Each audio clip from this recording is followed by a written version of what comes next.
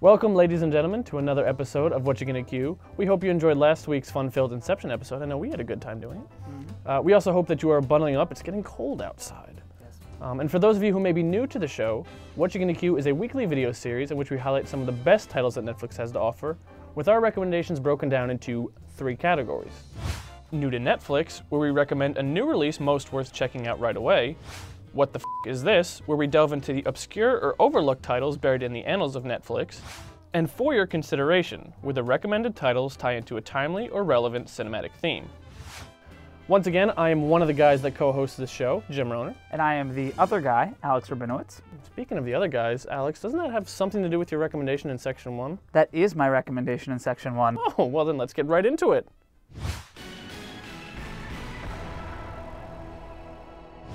From the gentleman that brought you Anchorman, Talladega Nights, and Step Brothers comes The Other Guys. Writer-director Adam McKay again teams up with Will Ferrell to tell the story of 2 underachieving New York City police detectives as they stumble onto the case of a lifetime. Mark Wahlberg plays Ferrell's counterpart, with Eva Mendes, Samuel L. Jackson, and Dwayne Johnson also appearing. The Other Guys is viciously funny, very cleverly plotted, and it throws in some surprising left turns throughout. Okay, on behalf of everybody who avoided this film, let me just say that personally, Will Ferrell's shtick is getting a little bit old to me. I'm getting real sick of him playing the dumb, oblivious guy, you know, semi-pro, Blades of Glory, Talladega Nights. So, sell me on Will Ferrell in this film. Will Ferrell is actually different in this film. It came as a surprise to me too. He is his character is book smart, more reserved, plays by the rules, and so he's almost a straight man. And then Mark Wahlberg's character is the bit of the loose cannon. Okay, so not quite Melinda and Melinda, but at least it's him trying something a little bit different. So that's encouraging. And then point number 2, Cop Out sucked hard. So, you know, other people who might have seen Cop Out that left a bad taste in their mouth then saw another buddy cop film and were just like, no. Yeah, and that's unfortunate because Will Ferrell and Adam McKay know how to make a movie. They know how to write a comedy. They have a very proven track record, and this is not an exception. It's leagues beyond Cop Out. It's not even a competition. And just because they have similar, you know, structure, theme, characters, setting, all of that is a shame. And the rest of the cast that supports the 2 leads in this is phenomenal as well. Samuel L. Jackson and Dwayne "The Rock" Johnson are really funny. And even Eva Mendes, who in a lesser film would have been like the damsel in distress, gets to be funny and play some comedy here as well. Okay. It's funny that you should mention that because you speak about this mainstream American comedy. So try and guess which direction I'm going to go in for Section 2. Independent foreign drama. You got it.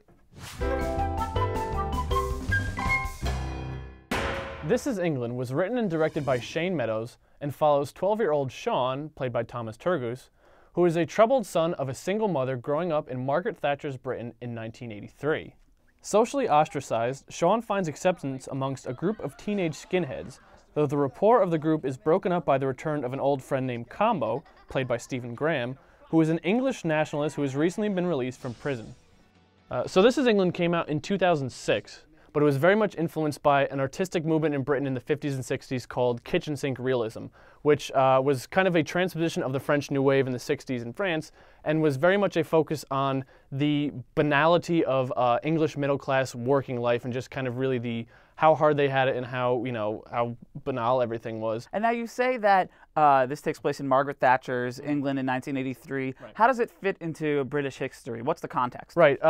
This Is England takes place kind of directly after a battle called the Falklands War, which in hindsight is British people see as a very needless, unnecessary war in which a lot of innocent people went and, you know, died and gave their lives for a country for a battle that didn't even need to happen.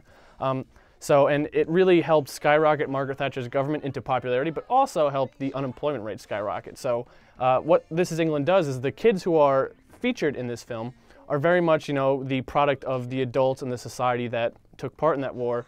So they're very, you know, there's a lot of teenage angst and a lot of anger and, you know, resentment and not really sure what to do with those feelings of, you know, what's going on. Now, listen, no offense, okay, but I am not British. This is not England.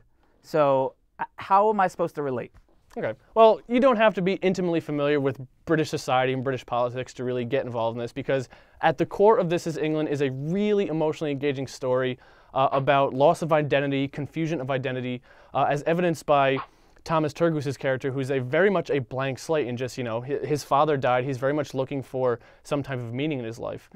So that in itself is, something that we can really latch onto, and the performances are extraordinary, especially from Stephen Graham. And I think the sign of a great film is one that you can find relation to and meaning with, even if it's completely outside your chronology or your nationality, which this one does perfectly. Right. Sounds like you like it. I really liked it. This Is England actually made my top 10 best films of the decade list back last year when I put it together. Oh. Yeah.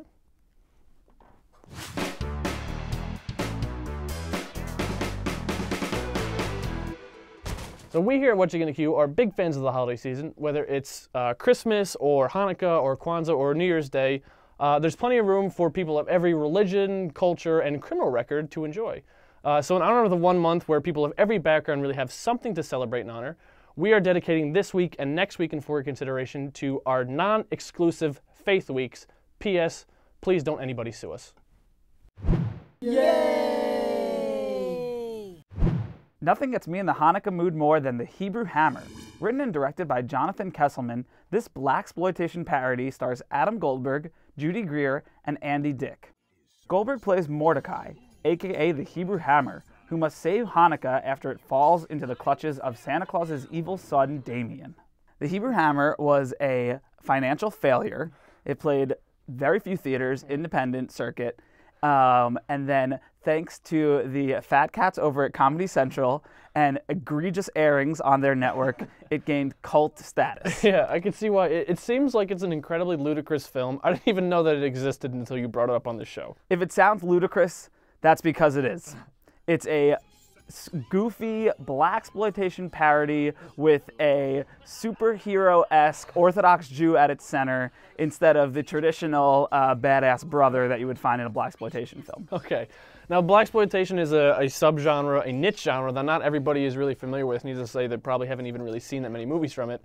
Very much geared towards a specific audience. So is something like The Hebrew Hammer, could some people find it insulting, the way that it kind of approaches that genre? I don't think that it might not be insulting in the genre. It might be more insulting in the way that it lampoons different religious cultures. Okay. It uses the genre to be funny, and just over the top. It's a very ridiculous genre in general. So it kind of takes the tropes of, that 70s groove and vibe to just be outrageous. It's a very well done parody, slapstick, just over-the-top comedy. Now, the Anti-Defamation League, which usually goes after anti-Semitism, they weren't too happy about it. Right. But, myself coming from a Jewish background, I found it funny, and I think it's an equal opportunity offender. It goes after every culture, every religion, lampooning, the entire holiday spirit. That really makes it alternative holiday fare that's not going to just rot your teeth with saccharin. Okay. So now let me get this straight. You're Jewish? Hebrew Hammer sounds so ridiculous that I'm not even sure if I can shoehorn a hackneyed segue from this one into mine. So I'm just going to go ahead and recommend What Dreams May Come. Years after the death of his children, Dr. Chris Nielsen, played by Robin Williams, is killed in a car accident.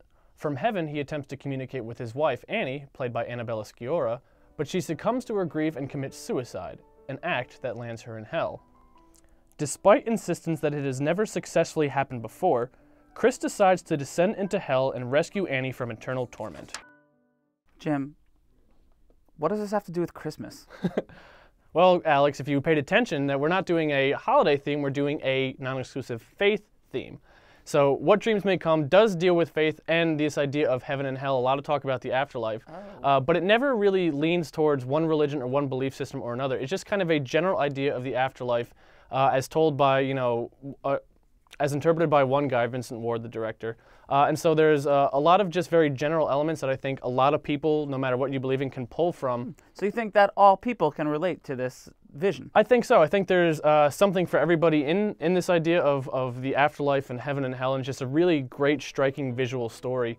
And for those of you who may still be skeptical about, a propaganda or some type of underscore faith, the source material upon which it's based on is a book by Richard Matheson, which very much geared away towards faith and just had these kind of new age theosophical, telekinesis and, transcendental things that were just very much not focusing on religion at all. So Ooh, and this won Oscars, did it not? it did win Oscars. It actually, in 1999, won an Oscar for Best Visual Effects and was also nominated for Best Art Direction.